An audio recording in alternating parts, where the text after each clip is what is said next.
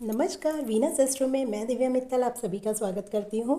आज हम शुक्रदेव की जो सीरीज़ स्टार्ट की है उसमें हम 10th हाउस पर आ गए हैं। धीरे धीरे 1 से लेके अब 10th हाउस पे हम चल रहे हैं। 10th हाउस आपका एक कर्म भाव कहा जाता है। जहाँ भी आप कर्म कर रहे हैं, चाहे बिजनेस कर रहे हैं, चाहे जॉब कर रहे हैं, कहीं ना कोई ना कोई आपका कर्म स्थान होता ही है हर व्यक्ति का। तो वो बताता है ये आपका 10th हाउस। तो ऐसे लोगों का हम बात करेंगे कि आखिर प्रेम व सुख की अनुभूति इन्हें कहाँ मिलती है, क्या ऐसा इन्हें लाइफ में अपने अप्लाई करना चाहिए जिससे कि इनका जो शुक्र है बहुत मजबूत हो जाए। सबसे पहले देखिए, हम भाव के अकॉर्डिंग हम जान रहे हैं तो हमें यही जानना है कि 10th हाउस जो होता है वो कर्म का है। तो इनका प्रेम ही कर्म है, मतलब कर्म ही प्रेम है। और जितना ही अपने कर्म से प्रेम करेंगे, जितना आलस्य को त्याग के अपने कर्म को 100% देंगे, उतना ही इन्हें सुख नसीब होगा।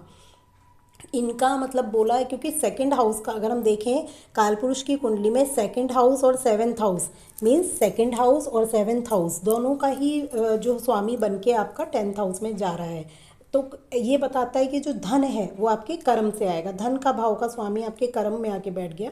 और ये आपके दाम्पत्य मतलब जीवन साथी का भी भाव है, और जीवन साथी आपके कर्म में बैठ गए। ऐसे में कई बार होता है कि जीवन साथी भी साथ बटाता है आपके कर्म में। कोई है ना कोई ऐसा आप काम कर रहे हो जिसमें कि आप दोनों मिलके कोई काम करें, इस तरीके की भी प्रेडिक्शन बनती है। साथ ही साथ इनको इत्र लगाना चाहिए। इत्र इन्हें हमेशा यूज़ करना चाहिए। अपने कर्म स्थल पर जाए तो हमेशा इत्र लगाएं, उससे इनकी शुक्र की डिग्री भी बढ़ेगी और शुक्र अच्छा फल देगा।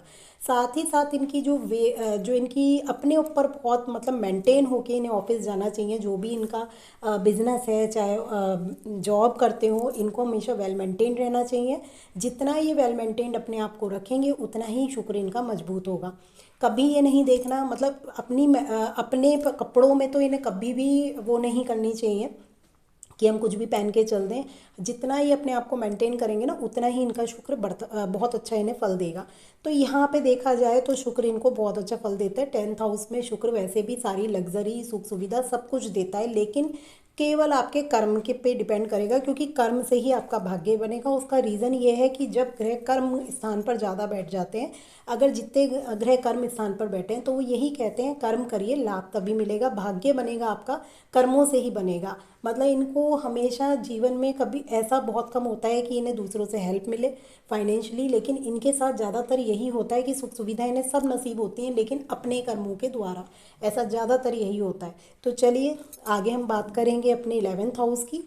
10th हाउस में शुक्र की प्लेसमेंट बहुत अच्छी है। बस इन लोगों को वेल मेंटेन रहना है अपने वर्क स्थान पे, और कर्म को अपने जो भी काम करें, चाहे बिजनेस में हो, जॉब में हो, कोई भी। और उसके अलावा भी अगर ये कोई काम करते हैं तो उसमें अपना 100% दें, इनको ज़रूर फल मिलेगा।